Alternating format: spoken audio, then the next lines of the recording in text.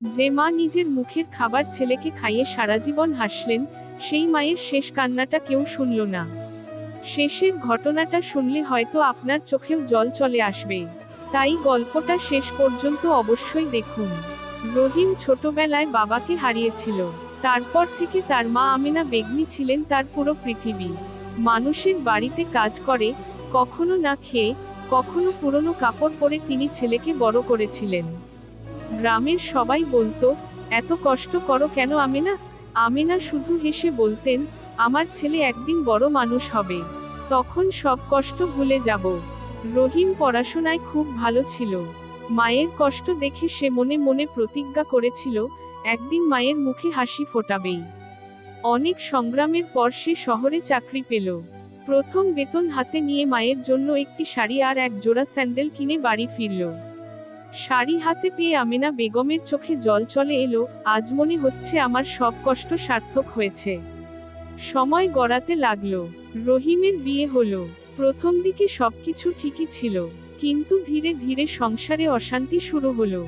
রহিমের স্ত্রী প্রায়ই বলতো, তোমার মাকে নিয়ে আমি আর থাকতে পারছি না। রহিম মাঝখানে পড়ে গেল। একদিকে মা, অন্যদিকে সংসার। একদিন অফিস থেকে ফিরে সে দেখল, মা চুপচাপ উঠোনে বসে আছেন। মা, কি হয়েছে? মা মুচকি হেসে বললেন, কিছু না বাবা, আমি ভালো আছি। কিন্তু সেই হাসির আড়ালে লুকিয়ে ছিল হাজারো কষ্ট। এরপর একদিন রহিম সিদ্ধান্ত নিল, মাকে একটি বৃদ্ধাশ্রমে রেখে আসবে। গাড়িতে বসে আমেনা বেগম শুধু একবার বললেন, বাবা, আমি কি তোমার এতটাই বোঝা হয়ে গেছি? রহিম কোনো উত্তর দিতে পারল না। বৃদ্ধাশ্রমে পৌঁছে মা শুধু বললেন, ভালো থেকো বাবা, সময়মতো খেয়ে নিও। নিজের কষ্টের কথা একবারও বললেন না। কয়েক মাস কেটে গেল।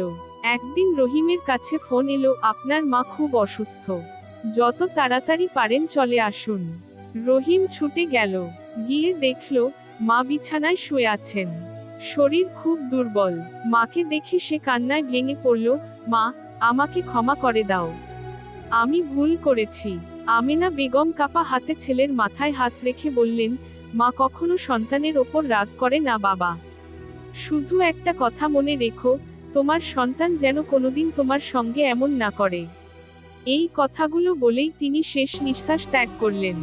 রহিম মায়ের হাত ধরে অনেকক্ষণ কাঁদতে লাগলো। সেদিন সে বুঝল, পৃথিবীর সব সম্পদ ফিরে পাওয়া যায়, কিন্তু মা একবার চলে গেলে আর কখনো ফিরে আসেন না। মায়ের পুরনো বাক্স খুলে সে একটি চিঠি পেল। তাতে লেখা ছিল, বাবা, যদি কোনোদিন আমি তোমার কাছে বোঝা হয়ে যাই, তবুও নিজেকে দোষ দিও না। কারণ মা হওয়া মানেই নিঃস্বার্থ ভালোবাসা। শুধু মাঝে মাঝে আমাকে মা বলে ডেকো, তাতেই আমি পৃথিবীর সবচেয়ে সুখী মানুষ হয়ে যাব। চিঠিটা বুকে জড়িয়ে রহিম অঝরে কাঁদতে লাগলো। সেদিন থেকে সে প্রতিটি বৃদ্ধ মানুষের পাশে দাঁড়াতে শুরু করলো। কারণ সে জানত, প্রতিটি বৃদ্ধ চোখের আড়ালে লুকিয়ে থাকে একজন মায়ের অসীম ত্যাগের গল্প। শিক্ষা, মা বাবা বেঁচে থাকতে তাদের ভালোবাসুন, সময় দিন। কারণ তাদের হারিয়ে ফেলার পর হাজার অনুতাপও আর তাদের ফিরিয়ে আনতে পারে না। লাল হার্ট।